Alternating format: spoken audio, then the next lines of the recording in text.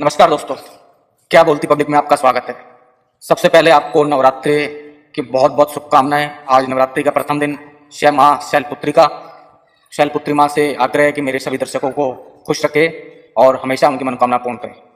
कल हमने बात करी थी भ्रष्टाचार के ऊपर, उसी से कड़ी में जोड़ के मैं आपको टेंडर प्रक्रिया के बारे में बताना चाहता हूँ। तो ये है टेंडर प्रक्रिया। चलो शुरू करते हैं। क्या बोलती पब्लिक? चलो अब सरकारी टेंडर का पूरा खेल आसान भाषा में समझाते हैं, बिना घुमाए सीधा सच। पहला सवाल, सरकारी टेंडर क्या होता है? सरकार को कोई काम करवाना है, जैसे सड़क बनानी है, स्कूल बनाना है, पानी की पाइपलाइन डलवाना है, तो वो एक टेंडर निकालती है। यानी कंपनियों से बोलती है जो सबसे अच्छा और सस्ता काम करेगा उसे काम मिलेगा। सुनने में अब सही लगता है, लेकिन असली खेल यहीं से शुरू होता है।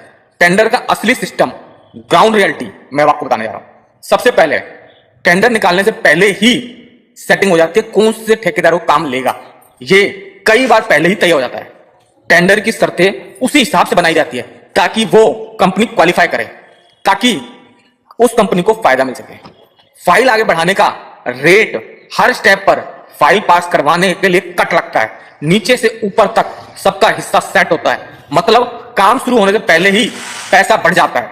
लोवेस्ट बिडर भी गेम होता है, जो सबसे लोवेस्ट बिडर होता है उसमें भी गेम होता है। कागज पर दिखेगा सबसे कम बोली वाले को टेंडर मिला, उसमें दिखता है कि सबसे कम बोली वाले को टेंडर मिला, लेकिन असल में बाकी कंपनियां डमी होती है। असली कंपनी पहले से ही तय होती है। अब अगला जो पॉइंट होता है, काम में घटिया मटेरियल। अब सोचो, जब पहले ही कमीशन दे दिया है तो ठेकेदार क्या करेगा? सस्ता मटेरियल लगाएगा, काम जल्दी जल्दी करेगा। इसलिए सड़क 6 महीने में टूट जाती है, नालियां जाम हो जाती है, सरकारी बिल्डिंग्स कमजोर बनती है। पांचवा पॉइंट मैं आपको बताता हूं, ऊपर तक हिस्सा जाता है। यह सिर्फ नीचे का खेल नहीं है, कई बार पैसा ऊपर तक जाता है, इसलिए सिस्टम बदलना इतना मुश्किल है। अब आपको समझना चाहिए कि असली नुकसान किसका है इसमें? जनता का है। टैक्स हम देते हैं, काम घटिया मिलता है, फिर उसी चीज के लिए हम दोबारा पैसा लगाते हैं, मतलब हमारा टैक्स डबल खर्च होता है एक ही आइटम पे। अब बड़ा सवाल, क्या यह सिस्टम बदल सकता है? हाँ, लेकिन तभी जब पब्लिक सवाल पूछे, घूस देना बंद करे और सिस्टम पर दबाव बने। याद रखना, पढ़ेगा इंडिया तभी सवाल करेगा इंडिया। पढ़ेगा ही नहीं इंडिया तो सवाल कैसे करेगा इंडिया?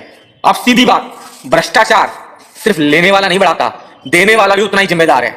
नमस्कार, अगले संस्करण में हम बात करेंगे 2026 में कौन कौन से घोटाले जीवांत हैं। धन्यवाद, जय हिंद, जय भारत।